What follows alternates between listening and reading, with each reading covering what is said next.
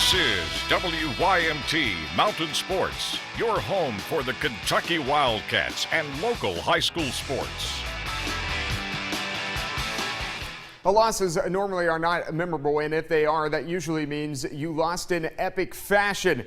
And that's what happened to the football Cats Saturday night, blowing a 35-10 halftime lead and losing 44-35 to a Conference USA team in southern Mississippi. Carly Bell is out in Lexington with more on the Cats. Now, UK did not start off the way that they wanted with this upset loss to Southern Mississippi this past week, and a lot of that has to be attributed to the rushing defense. The defense did not stop the running game at all, allowing over 300 yards, and most of that being in the second half. Coach Stoops knows that that needs to get fixed coming into the game against Florida.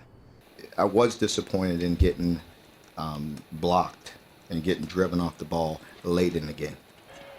Early in the game, it wasn't about just being soft. It was about being more precise in what we're doing. I mean, and we need to escape, and we need to look at different ways. And like I said, when we have certain pressures or different movements and we don't execute them properly, it's tough because you don't always know what's going on the field. You know, it just could be simple things. You don't always see every little subtle nuance until you put on that film.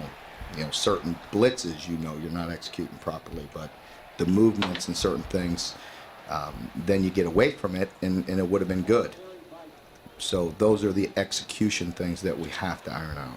He did speak positively, though, about Jordan Jones and his amazing defensive game, and he's looking forward to see him progress into this Florida game when they have a pretty big quarterback behind center. In Lexington, I'm Carly Bell, WYMT Mountain Sports. All right, thank you, Carly. The Cats could fix a whole lot of the negativity by winning down in the Swamp this weekend. Kentucky goes to Florida to take on the Gators Saturday. Kickoff at 3:30 right here on WYMT. Well, later tonight at 11, we will have a new episode of Chalk Talk with former UK quarterback Freddie Maggard. Tonight, some of the focus is on the next game against those Gators. Florida beat UMass 24-7, but I'll tell you what, the Gators, they did not look like a top 25 team at all, especially for much of the game. But then again, Kentucky did not look any better in the second half of its game. Freddie thinks that has to change to end a long losing streak to the Gators.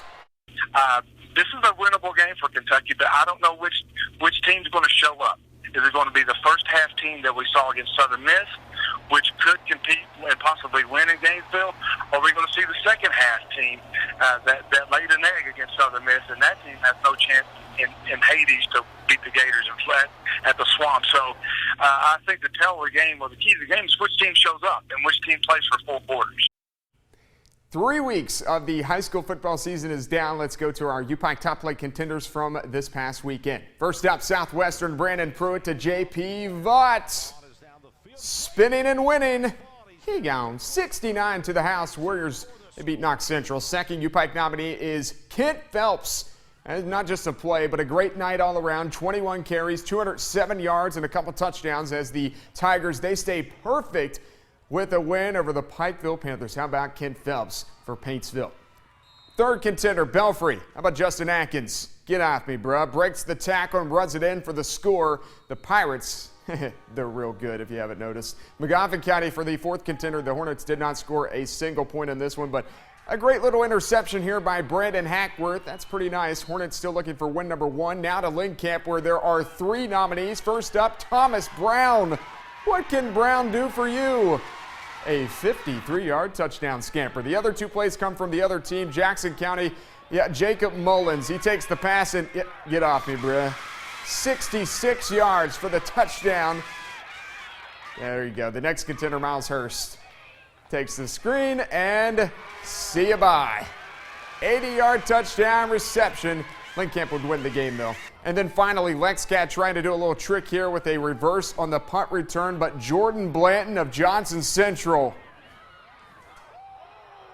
Yeah, he is a state champ in wrestling. Just goes full wrestling mode right there with the tackle. Take another look. To vote on the UPIKE top plate contenders, go to the sports page on WYMT.com and click the top 5 plays tab. And as always, we'll count down the top 5 Thursday at 6. Tonight at 11, the new Mountain top 10 rankings are out. Plus, we will preview our Appalachian Wireless Game of the Week between Hazard and Somerset. That's sports, and we'll be back.